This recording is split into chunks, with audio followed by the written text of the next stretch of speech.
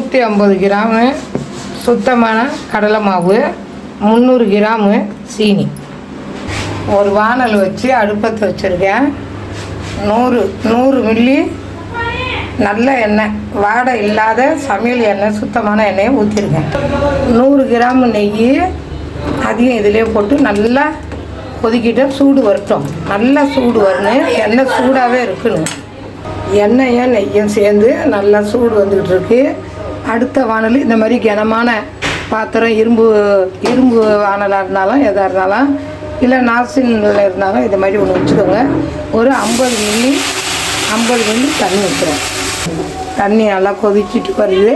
300 gram சீனியை அதுலேயே நம்ம போட்டு நல்லா அப்படியே கிண்டிக்கிட்டே இருக்கணும்.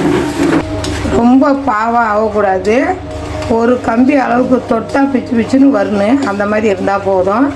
அதுக்குள்ளே இதை மாதிரி நல்லா திக்கான ஒரு பாத்திரத்தில் கொஞ்சம் நெய், சூடு காட்டின நெய், ஆறுன நெய்யை ஊற்றி இந்த சைடு ஃபுல்லாக அப்படியே நெய் வரா மாதிரி நல்லா தடவி வச்சிடலாம். இருக்கட்டும் அப்படியே. நான் 50 கிராம் தண்ணி தான் ஊற்றுனேன். கொஞ்சம் திக்னஸாக தெரிகிற மாதிரி இருந்தால் இன்னும் கொஞ்சம் ஊற்றிக்கங்க. தண்ணி போதும். ஒரு கம்பி வரட்டும். சீனி பாவு கொதிக்கும் போது ஏலக்காய் உள்ள விதை ஒரு 2-3 வாழைக்காய் வெளி இதுலேயே போட்டு நல்லா அப்படி கிண்டிக்கிட்டு இருக்கலாம். இந்த அளவுக்கு போதும். இங்கே பாருங்கள், தொட்டு பார்த்தா இப்படி பிச்சுன்னு இருந்தால் போதும். அடுப்பு ரொம்ப சிம்மில் இருக்குன்னு இந்த கடல மாவை கொஞ்சம் கொஞ்சமாக நம்ம அப்படியே தூவி நம்ம நல்லா ஒன்று வர மாதிரி ஃபுல்லாக இப்படி நம்ம கிண்டிக்கிட்டே வரணும். இங்கே பாருங்கள், இதேமாதிரி ஃபுல்லாக அடுப்பை ரொம்ப சிம்மில் வச்சுக்கோங்க. இதே மாதிரி கிண்டிக்கிட்டே இருங்க. இந்த பதத்துக்கு கட்டியாக வந்துடும்.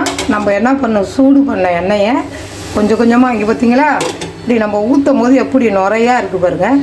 அதேமாரி எண்ணெய் கொஞ்சம் சூடாக, எண்ணெய் நெய்யை சேர்ந்து சூடாக இருந்துக்கிட்டே இருக்குன்னு கொஞ்சம் கொஞ்சமாக ஊற்றி நம்ம கிண்டிக்கிட்டே இருக்கணும். வானல் நல்லா வைட்டான வானலாக இருக்கிறதால அடுப்பு ரொம்ப சின்னதாக வைக்கணும். மறுபடியும் கொஞ்சம் நெய்யையும் எண்ணெயும் சேர்ந்ததை ஊற்றி மறுபடியும் இப்படி நம்ம கலரி விட்டுக்கிட்டே இருக்கணும். எப்படி அப்படியே தெரிஞ்சிக்கிட்டே வருது பாருங்கள். மறுபடியும் கொஞ்சம் நம்ம நெய்யை மறுபடியும் ஊற்றுறேன். நெய்யை கொஞ்சம் கொஞ்சமாக ஊற்றி கிண்டிக்கிட்டே இருக்கணும். சூப்பராக தெரிஞ்சிக்கிட்டே வருது பாருங்கள். மீண்டும் நெய் கொஞ்சம் ஊற்றலாம்.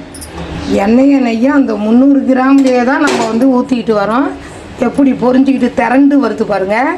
இப்படி தான் வரணும் மைசூர் பாகு. நெய் எண்ணெய் எல்லாத்தையுமே ஊற்றிட்டேன். நல்லா அப்படி திரண்டு வந்துருச்சு. நம்ம ஆஃப் பண்ணிவிட்டு ஏனத்தில் மாற்றிக்கணும். அடுப்பு ஆஃப் பண்ணிவிட்டேன். பாத்திரத்துலேருந்து மாற்றி இங்கே பாருங்கள் இப்படி போட்டிருக்கேன். இதுலேயே ஒரு சின்னதாக கோடு போட்டுடலாம். நம்ம அழுத்தி இதை அழுத்தக்கூடாது, லைட்டாக அழுத்தணும்.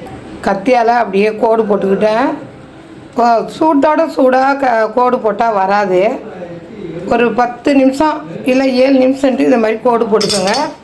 போட்டாச்சு. ஒரு 6 மணி நேரம் சென்று எடுக்கலாம். அப்படியே இந்த பாத்திரத்தை மூடியை போட்டு அப்படியே வச்சிடலாம் வெளியில். மைசூர் பாக்கு ரெடி ஆகிடுச்சு. இங்கே பாருங்கள், அப்படியே எடுத்து கொட்டி நம்ம அப்படியே கொட்டி எடுத்து பாருங்கள். எப்படி நம்ம கோடு போட்டோமோ அதே மாதிரி வந்துடுச்சு பாருங்கள். சூப்பராக இருக்குது பாருங்கள். தீபாவளிக்கான தான் மைசூர் பாக்கு இது. இதை மாதிரி செஞ்சுக்கோங்க. தீபாவளிக்கு இதை மாதிரி செஞ்சுக்கோங்க. பாருங்கள் இவ்வளோ சூப்பராக இருக்குது. அப்படியே புட்டா பொலன்னு வருது பாருங்கள். அருமையான வீட்லேயே நம்மளே செய்த மைசூர் பாக்கு. வாங்க இது மாதிரி எல்லாம் செஞ்சு சாப்பிடுங்க. தீபாவளிக்கு லைக் பண்ணுங்கள், ஷேர் பண்ணுங்கள், கமெண்ட் பண்ணுங்கள்.